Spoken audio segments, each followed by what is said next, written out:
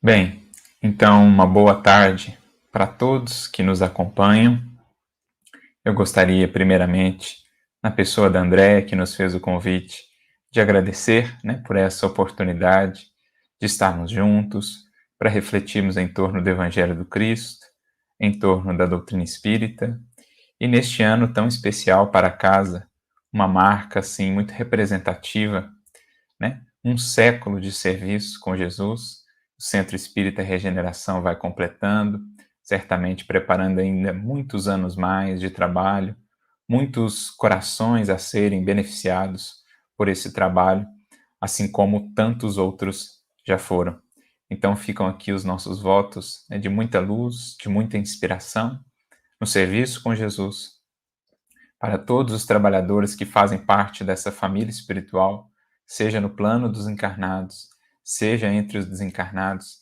Temos certeza que o amparo do alto nunca há de faltar, sempre que existe essa sinceridade, essa disposição e essa boa vontade para o trabalho na seara do Cristo. Então, os nossos parabéns pela data tão marcante de um século de serviço e os nossos votos para que venham muitos anos mais. E a proposta da nossa reflexão nesta tarde surge de uma mensagem do nosso querido benfeitor Emmanuel. Muito interessante a abordagem que ele vai nos trazer em torno de uma fala do Evangelho de Lucas que vai despertar para nós algumas considerações essenciais no que diz respeito à nossa jornada de mudança com Jesus. Alguns desafios do processo, alguns, algumas, algumas dificuldades, algumas lutas que vamos encontrando, mas que precisamos aprender a superar a fim de podermos avançar rumo à meta que nos está proposta, uma vez que abraçamos o Evangelho do Mestre. Então, nós vamos utilizar essa mensagem de Emmanuel, sobre a qual refletimos recentemente, como, digamos, ponto de partida para as nossas reflexões nesta tarde, e o título dela, então, é justamente Mudança. Se encontra no capítulo 175 do livro Fonte Viva. Como nós dissemos, Emmanuel vai fazer uma abordagem muito interessante sobre alguns aspectos simbólicos de uma fala aparentemente sem uma significação mais profunda, que se encontra ali no Evangelho de Lucas, e aqui a gente vai poder ver a beleza do estudo do Evangelho à luz da doutrina espírita, do estudo do Evangelho em espírito e em verdade, quando, para além simplesmente de abordar fatos ou relatos históricos, nós buscamos ali verdades divinas, sublimes, portanto, atemporais, que nos alcançam ainda hoje, falando ao nosso coração, ao nosso modo de ser, convidando-nos a fazermos melhores a cada dia, convidando-nos a essa mudança tão necessária. Por isso, nós recorremos a essa mensagem, mais uma vez, no livro Fonte Viva, capítulo 175. E qual o versículo, então, que Emmanuel vai comentar nesta mensagem? Trata-se daquele versículo que se encontra no capítulo 9 de Lucas, o verso 53, em que diz assim: mas não o receberam, porque o seu aspecto era como de quem ia a Jerusalém.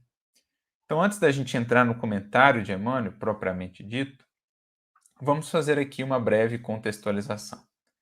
Porque esse versículo, ele vai fazer parte, na verdade, de um grande tema no Evangelho de Lucas.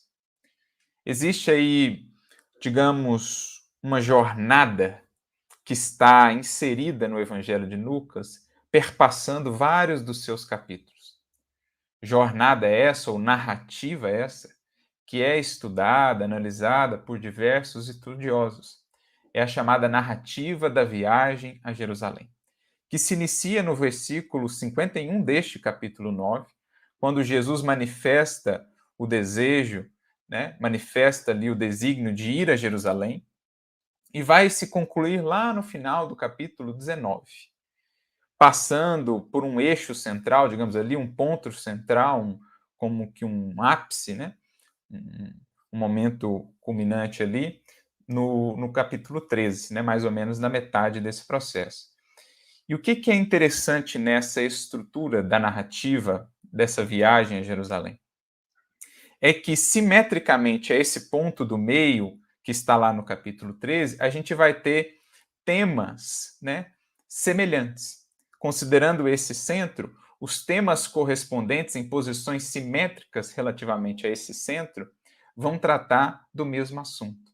Até nós temos uma abordagem muito interessante sobre isso nesse livro do Haroldo, né, Parábolas de Jesus, Texto e Contexto, um livro bem interessante que nos traz algumas compreensões muito importantes sobre o estudo do Evangelho, a questão do texto, do contexto. E no último capítulo aqui desse livro, o Haroldo faz um estudo dessa narrativa da viagem a Jerusalém, inclusive com um enfoque na parábola do bom samaritano, que está imersa ou inserida aí nessa grande narrativa, nessa estrutura maior.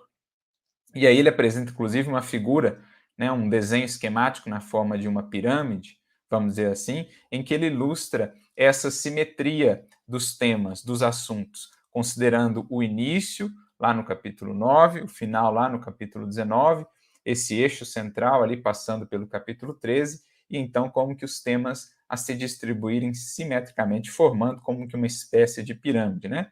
Em que numa ponta, na outra ponta e na ponta superior, né, se a gente faz um recorte e nós temos um triângulo, nós temos o mesmo assunto ali girando em torno de Jerusalém.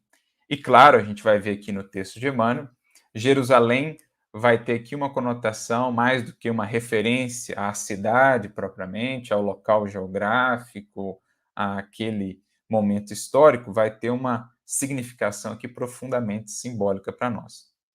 Então a gente quis fazer essa pontuação porque é um tema muito debatido em torno do Evangelho de Lucas, essa narrativa maior, e aqui nós estamos bem no começo dela, que é justamente aquela passagem em que Jesus manifesta esse desejo de ir a Jerusalém passando pela Samaria, o que era algo muito incomum àquele tempo, porque outro elemento que precisamos entender aqui no contexto desta passagem é aquela divisão histórica que existia entre judeus e samaritanos, que, embora tendo, né, antecedentes em comum, naquele momento da atuação de Jesus, encontravam-se numa profunda divisão, né, encontravam-se ali mesmo em disputas, mantinham uma rixa que vinha já de alguns séculos e que gerava tantas dificuldades ali na convivência entre aqueles povos que eram vizinhos.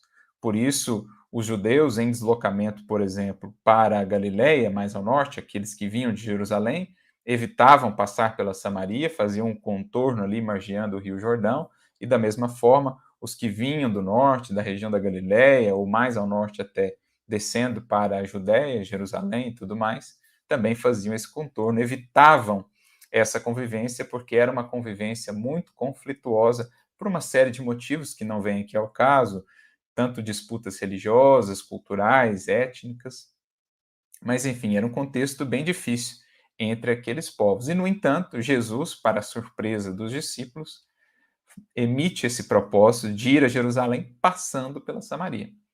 É quando ele vai ter o encontro lá com a mulher samaritana, é quando nós vamos ter aqui essa passagem.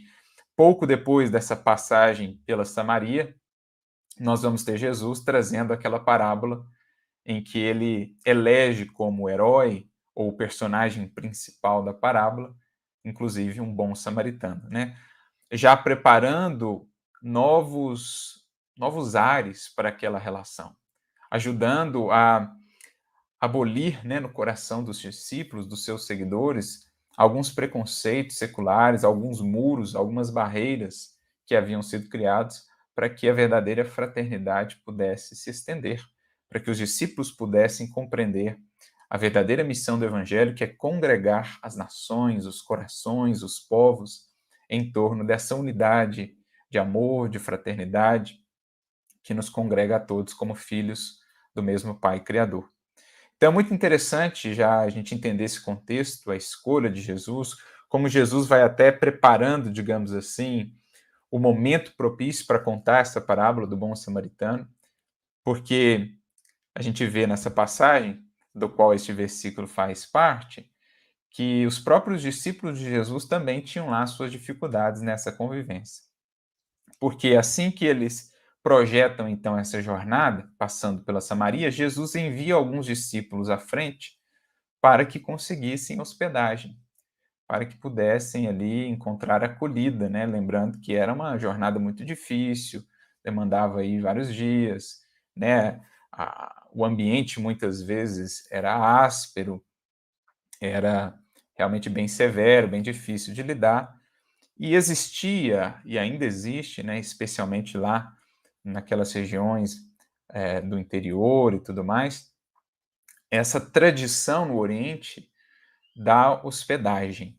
Era quase que uma lei, assim, uma lei que não estava propriamente escrita, mas que era algo sagrado para aqueles povos, né? Muitos deles com essas origens nômades, que conhecem as agruras do deserto, ofertar hospedagem, acolhimento ao peregrino era algo quase que sagrado, de fato.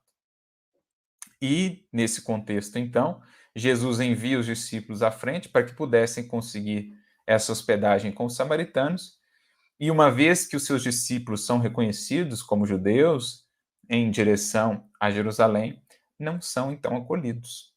O que desperta no coração, principalmente de dois ali que foram enviados mais adiante, né? João e Tiago, os irmãos, filhos de Zebedeu, desperta no seu coração uma raiva ali muito grande, né? Até um ódio com relação aos samaritanos, certamente algo que já vinha dessa própria criação que eles tiveram, daquele próprio contexto cultural, mas eles ficam ali bastante irritados e chegam a dizer para Jesus, talvez por isso até tenham recebido do mestre o título de Boanerges, né, filhos do trovão, por essa impetuosidade deles, chegam a dizer para Jesus: quer que a gente peça que caia fogo do céu e queime então aí os samaritanos, por terem violado essa regra básica tão fundamental aqui para nós no Oriente, né, da hospedagem, por não nos terem acolhido. E é então que Jesus traz ali naquele momento apenas uma consideração: olha, a missão do Filho do Homem não é essa, não veio para destruir, mas para salvar. E mais adiante, nesta mesma jornada, ele então terá a ocasião de contar a parábola do bom samaritano. Ficamos a imaginar como os discípulos João e Tiago, que haviam tido essa postura pouco tempo antes, se sentiram quando ouviram aquela história em que Jesus coloca ali o samaritano como exemplo daquele que serve realmente, fielmente a Deus, aquele que se tornou o próximo do indivíduo que estava caindo. Então é muito interessante a gente ter essa visão mais macro, digamos assim, do Evangelho, né? Não apenas os recortes específicos de determinados versículos ou falas de Jesus, mas também a gente poder vislumbrar essas estruturas maiores, como essa narrativa da viagem de Jerusalém, que, como a gente já mencionou, está bem descrita lá no livro do Haroldo e em outros estudiosos, esse é um assunto muito abordado. Então, este versículo se insere aqui nesse contexto dessa jornada. Não o receberam, a Jesus, né, e aos seus, porque o seu aspecto era como de quem ia a Jerusalém. Então a gente já entendeu esse aspecto contextual. Mas vamos agora para o comentário de Emmanuel, porque ele vai tirar, digamos assim, esse versículo desse contexto muito específico, dessas circunstâncias muito definidas, e projetar isso para reflexões mais ampliadas. Ele vai, digamos assim, desdobrar significações simbólicas em termos dessa passagem e em termos desse acontecimento, de modo que elas ganhem significação para a nossa vida e para a nossa jornada. Então, nessa abordagem de Emmanuel, os samaritanos vão representar um determinado tipo de postura que ainda existe em muitos corações. Aqueles que vão em direção a Jerusalém, um outro tipo de postura. A própria Jerusalém, a cidade de Jerusalém, será aí um símbolo, né, ao qual nós precisamos nos direcionar, né, do qual nós precisamos, sobre o qual nós precisamos meditar, porque faz parte da nossa jornada espiritual. Então vamos ver aqui o que o Emmanuel vai trazer para nós. Ele começa assim, dizendo seu comentário. Digna de nota a presente passagem de Lucas. Reparando os samaritanos que Jesus e os discípulos se dirigiam a Jerusalém, negaram-se a recebê-los.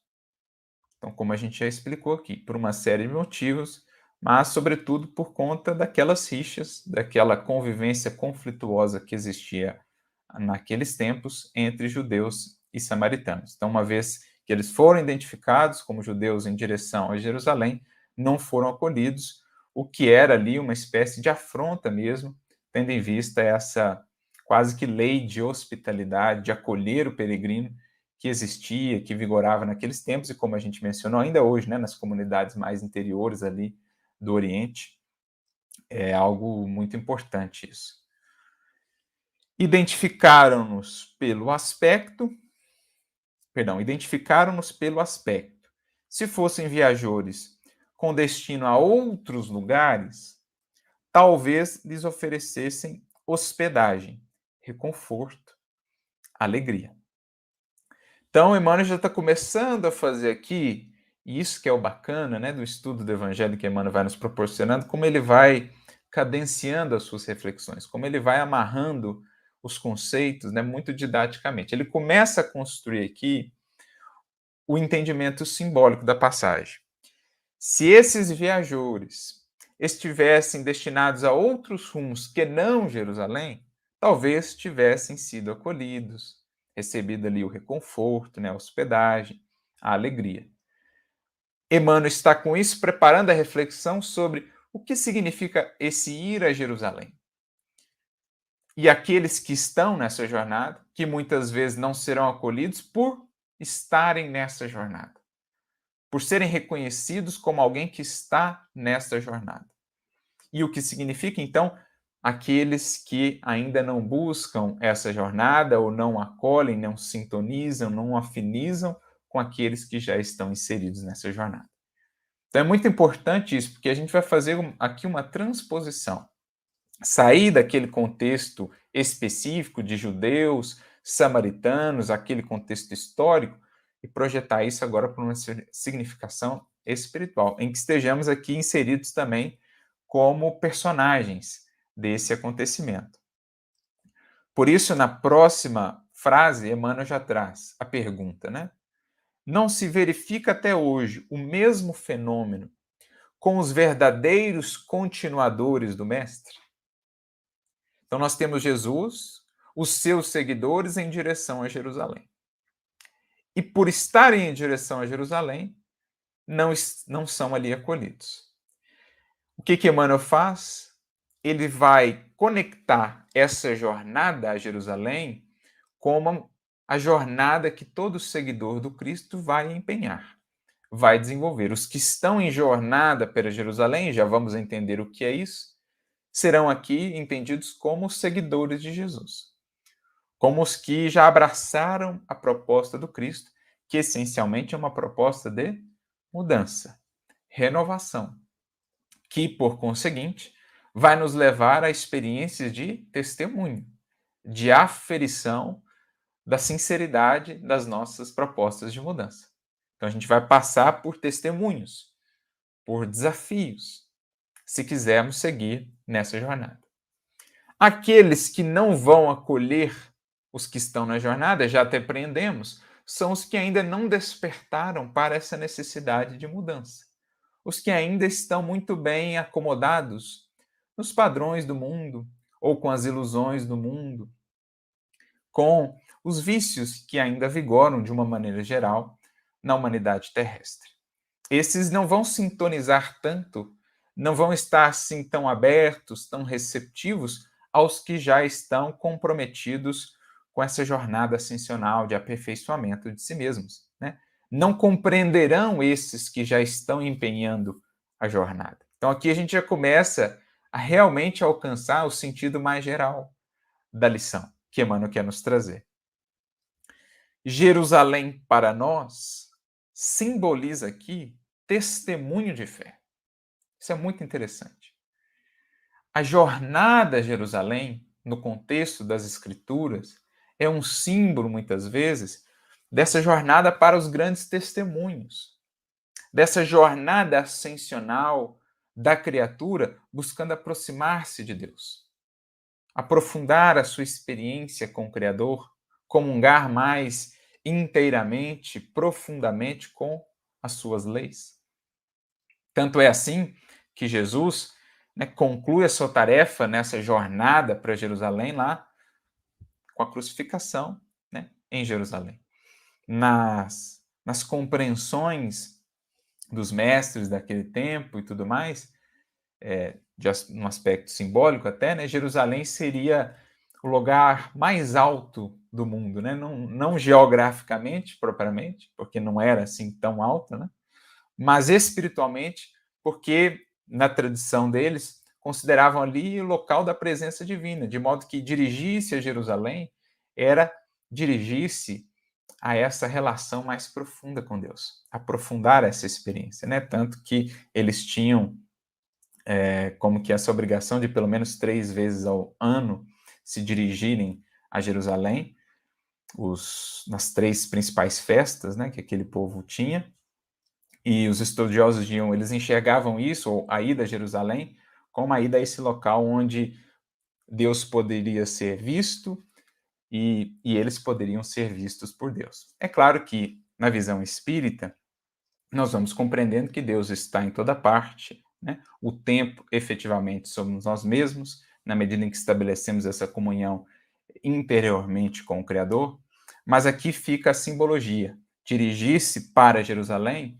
representa esse compromisso que a criatura assume em avançar na senda ascensional, na senda evolutiva, em aprofundar a sua experiência com Deus, passando naturalmente pelos testemunhos de fé necessários ou que fazem parte desse processo. Então, a grande narrativa que encontramos no Evangelho de Lucas da viagem a Jerusalém ganha aqui uma nova conotação. Aqueles que estão inseridos nessa jornada representam os que já abraçaram a proposta do Evangelho. No mundo hoje, né, aqueles que já estão minimamente despertos para a necessidade da sua melhoria estão nessa jornada em direção a Jerusalém. São como esses discípulos aqui em jornada. E que muitas vezes não serão, então, acolhidos por aqueles que, como os samaritanos aqui da passagem, ainda não compreendem muito bem essa proposta, ainda não despertaram necessariamente para essa necessidade da melhoria e do aperfeiçoamento de nós mesmos. Por isso, ao continuar as suas reflexões, Emmanuel vai dizer o seguinte: e basta que alguém se encaminhe resolutamente a semelhante domínio espiritual para que os homens comuns, desorientados e discutidores lhe cerrem as portas do coração. Então aqui ele está ressignificando cada um dos personagens envolvidos nesta passagem específica. Os samaritanos, não que ele esteja fazendo aqui uma generalização, dizendo que todos os samaritanos daquela época eram assim, homens comuns, desorientados e discutidores. Não, é um símbolo, uma representação. Os samaritanos nessa passagem são a representação daquelas criaturas humanas, né, nas mais diversas culturas, nos mais diversos povos, que ainda não despertaram para a edificação de sua vida espiritual, para a busca dos valores espirituais. Vivem ainda para o mundo, no mundo como quem é do mundo ainda, sem despertar para a sua destinação sublime na imortalidade, sem estarem atentos ainda para a edificação de si mesmos, para o conhecimento de si mesmos. Então, os samaritanos aqui nesta passagem representam esses, ainda adormecidos, ainda não despertos para a sua jornada espiritual. Enquanto que Jesus e os seus discípulos ali representam todos aqueles no mundo hoje que já estão em jornada ascensional. Ainda que não sejam cristãos, né, todos aqueles que já buscam a edificação, o aperfeiçoamento de si mesmos, a partir de alguma tradição espiritual nobre que tem seguido, que tem buscado, estão em jornada, estão buscando fazer em si melhores, estão buscando mudar, estão em busca da mudança. Esses são os que estão aqui representados pelos discípulos de Jesus. E ir a Jerusalém significa justamente essa rota ascensional, que é marcada por desafios, por lutas, por testemunhos, mas, ao mesmo tempo, por um aprofundamento de comunhão com o divino, por uma ampliação de horizontes, de perspectivas para o espírito que vai subindo. Quanto mais ele se eleva, quanto mais ele aprofunda essa experiência com o Criador, com o Cristo, mais longe, mais profundamente ele consegue enxergar, entender a vida, as circunstâncias, mesmo as outras pessoas.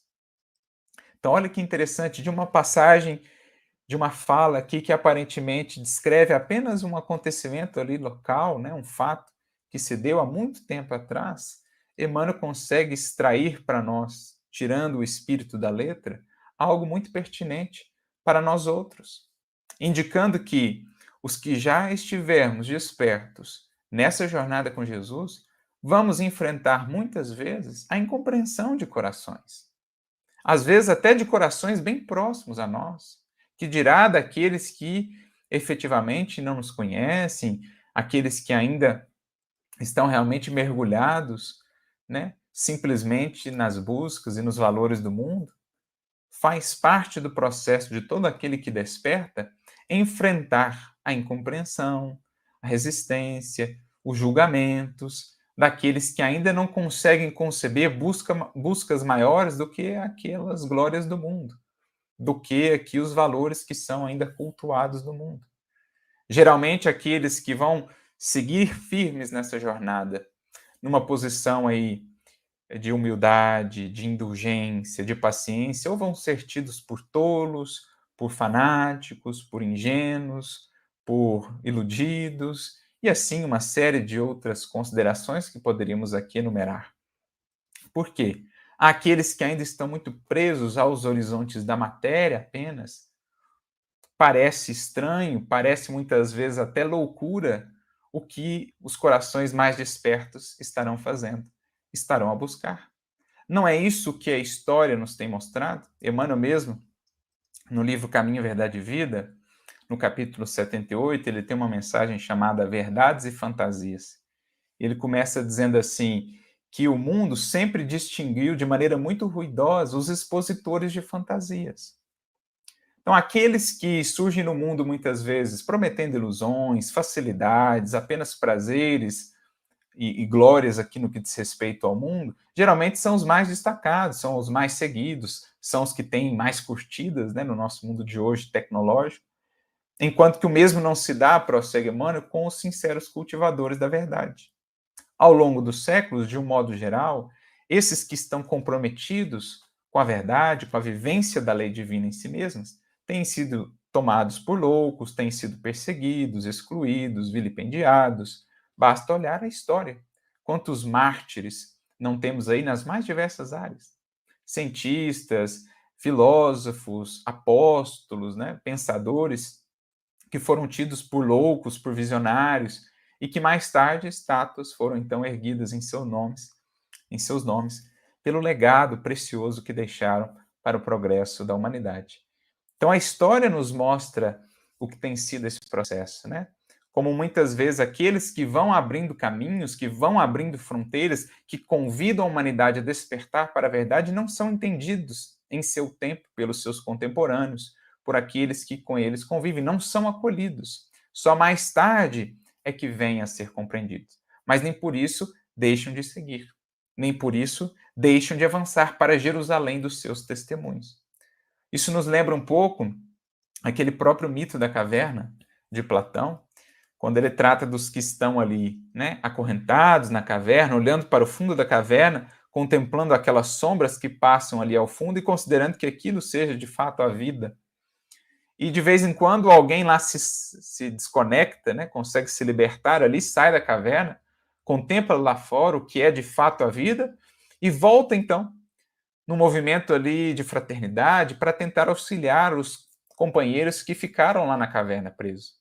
E geralmente, como são recebidos esses indivíduos que saíram e voltaram, como são recebidos pelos que permanecem na caverna? São tidos por loucos, são perseguidos, muitos deles são até mortos. Então, esse mito da caverna de Platão é bem ilustrativo. É algo similar ao que nós estamos vendo aqui. Os que assumem essa proposta de realmente avançarem na jornada ascensional, semeando a verdade, a luz do bem, trazendo um impulso de progresso para a humanidade, raramente são acolhidos pelos seus contemporâneos, por muitos corações que vão encontrando no caminho, e até mesmo por corações mais queridos, quando passam por grandes mudanças, né, quando renovam propósitos e anseios, muitas vezes não serão compreendidos, serão até abandonados, serão, né, verão em muitos corações que lhes eram caros voltarem as costas a eles, mas ainda assim seguem, né, assumindo essa proposta que definiram para si mesmos de seguirem em direção a Jerusalém. Então é mais ou menos isso que está aqui descrito, né? Prossegue Emmanuel. Os descuidados, que rumam na direção dos prazeres fáceis, encontram imediato acolhimento entre os novos samaritanos do mundo. É o que nós acabamos de falar. Os expositores de fantasias, os que prometem ilusões, prazeres fáceis, geralmente são muito acolhidos, muito aplaudidos, muito seguidos. Ainda hoje no mundo, né, pelos novos samaritanos que estão aí em toda parte. O mesmo não se dá com aqueles que já estão comprometidos com a verdade, e por verdade entendamos aí a lei divina, a vivência da lei divina, do bem, do amor, com tudo que deriva disso em nossas vidas. Mulheres inquietas, homens enganadores e doentes espirituais bem apresentados possuem, por enquanto na Terra, luzida assembleia de companheiros. Me recordo até de uma mensagem, né, que me chama muita atenção no Evangelho segundo o Espiritismo, lá no capítulo 7, no item 12, quando o Espírito, se não me engano, é Adolfo, né, o bispo de Argel, ele faz essas seguintes considerações, né? Até quando o que brilha aos olhos vai falar mais alto para nós do que aquilo que realmente toca o coração, do que aquilo que realmente tem valor para o coração. E ele traz até um exemplo, né? Apresente-se em qualquer lugar um indivíduo cheio de posses, de riquezas, perdido de alma pelos vícios que traz e é recebido com tapetes vermelhos, com aplausos, né?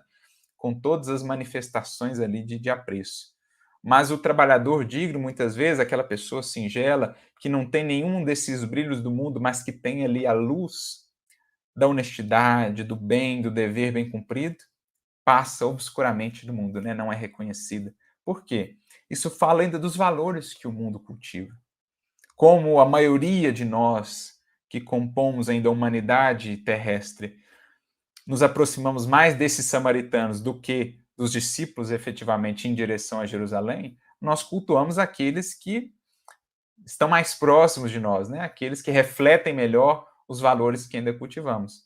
E temos dificuldades de acolher aqueles que já estão em patamares mais elevados, nos convidando a ampliar horizontes e a renovar valores.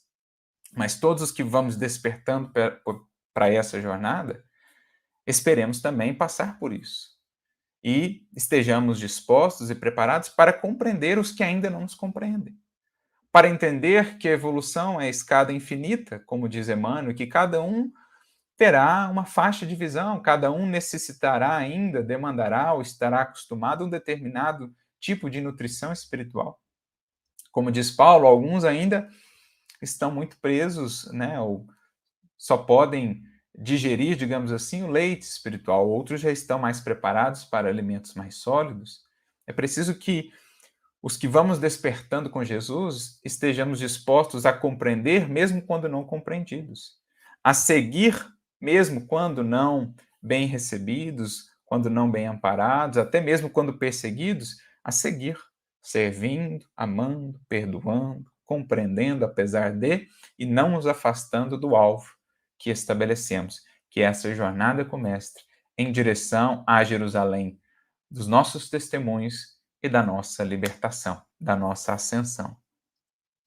Todavia, prossegue Emmanuel, quando o aprendiz de Jesus acorda na estrada humana, verificando que é indispensável fornecer testemunho da sua confiança em Deus, com a negação de velhos caprichos, na maior parte das vezes é constrangido a seguir sem ninguém. Muitas vezes o discípulo vai encontrar a solidão na jornada. Até mesmo corações que lhe eram muito caros, diletos, muitas vezes não o compreenderão nas escolhas que ele assume quando realmente desperta para o Evangelho do Cristo. Poderíamos citar aqui o exemplo do apóstolo Paulo, que passou exatamente por esse processo uma vez que realmente despertou com Jesus para a sua jornada ascensional. E outros tantos exemplos, poderíamos enumerar de corações que não foram compreendidos, muitas vezes tiveram de facear essa solidão. O próprio mestre assim o foi.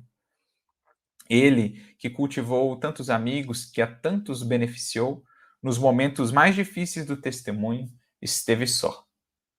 Ele e Deus. Os amigos não o puderam acompanhar de pronto, mais tarde o puderam efetivamente compreender e dar também a sua cota de testemunho.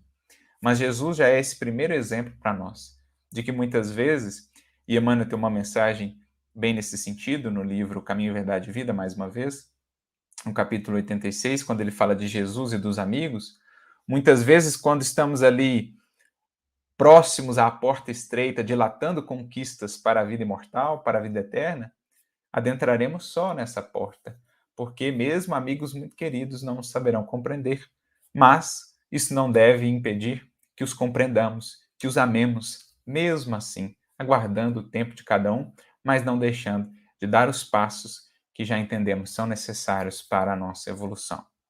Por isso que ele diz que muitas vezes o discípulo, quando abandona velhos caprichos, vai ser constrangido aí a seguir sem ninguém. É que habitualmente, em tais ocasiões, o homem se revela modificado. Não dá a impressão comum da criatura disposta a satisfazer-se.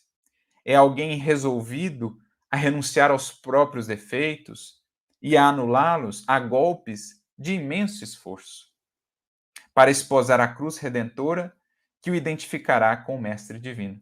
Então, é como que as suas feições espirituais se modificam.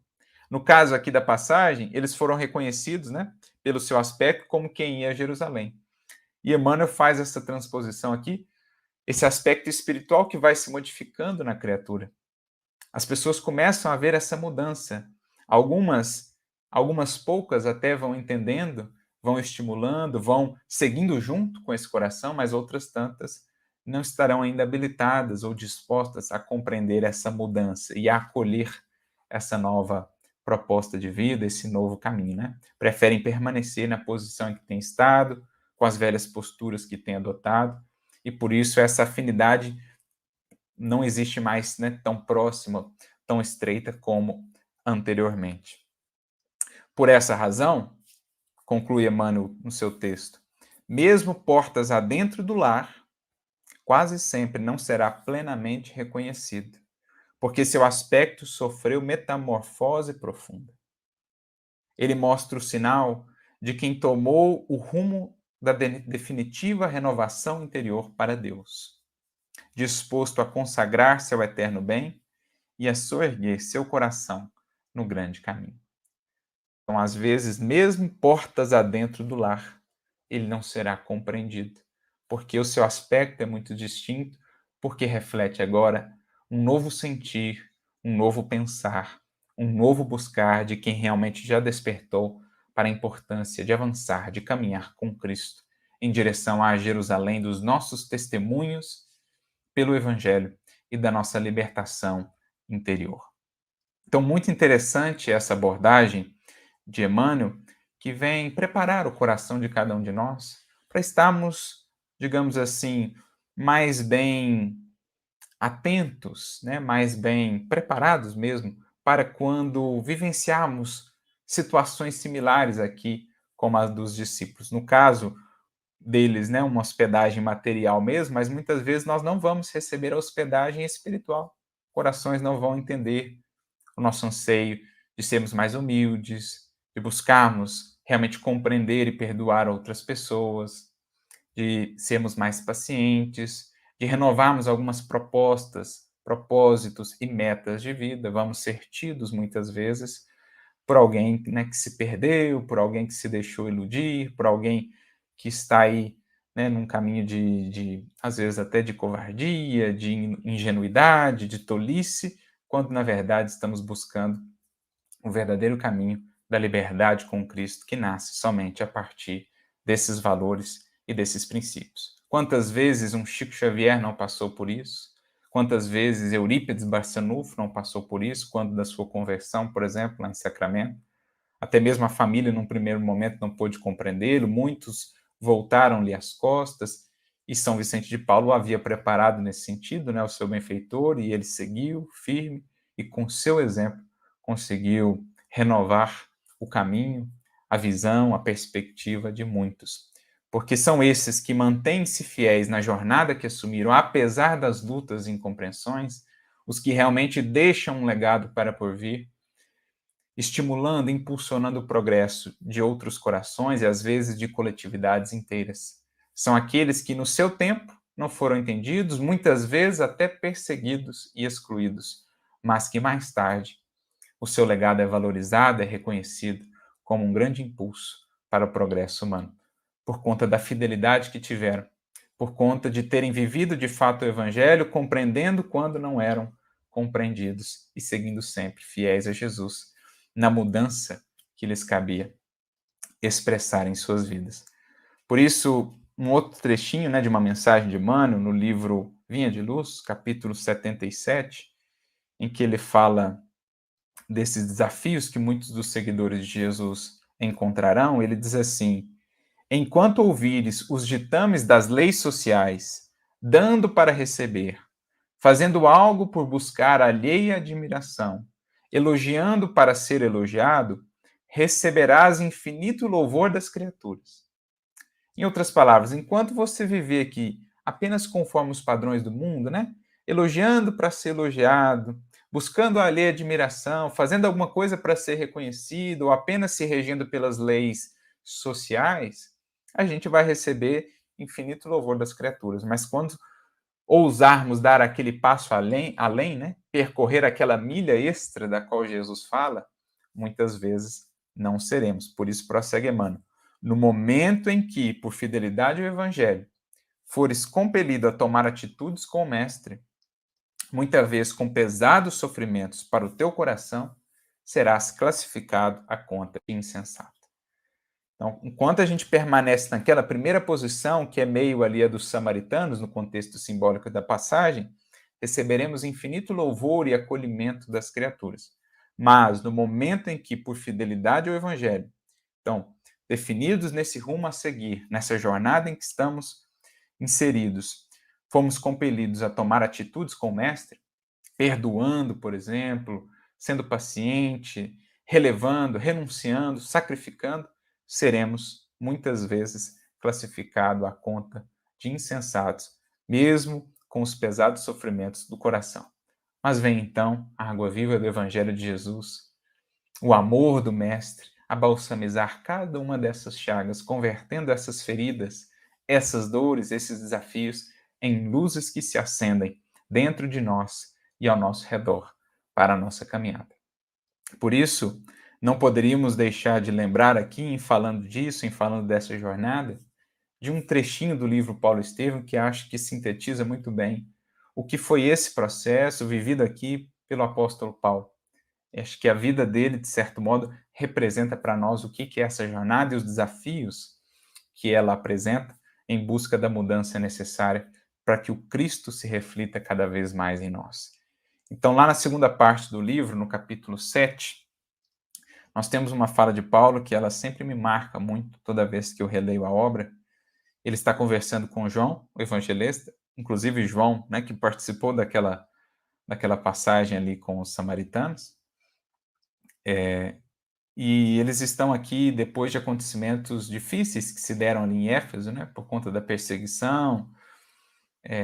Foram acontecimentos que realmente deixaram o coração de Paulo muito dolorido, porque feriram ali a companheiros seus e tal.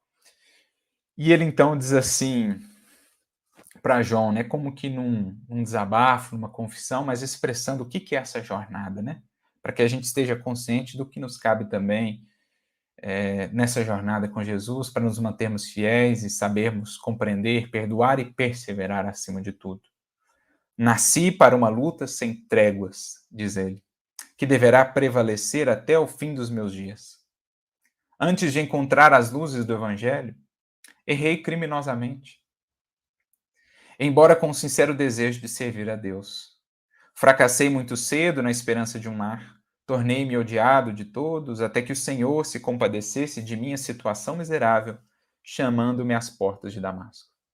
guardadas as devidas proporções, né, amigos, e consideradas as particularidades específicas, essa tem sido a jornada de muitos de nós até termos sido chamados por Jesus, até termos realmente despertado por Jesus em nossa Damasco, e aí cada um teve a sua nesta encarnação ou em outras existências.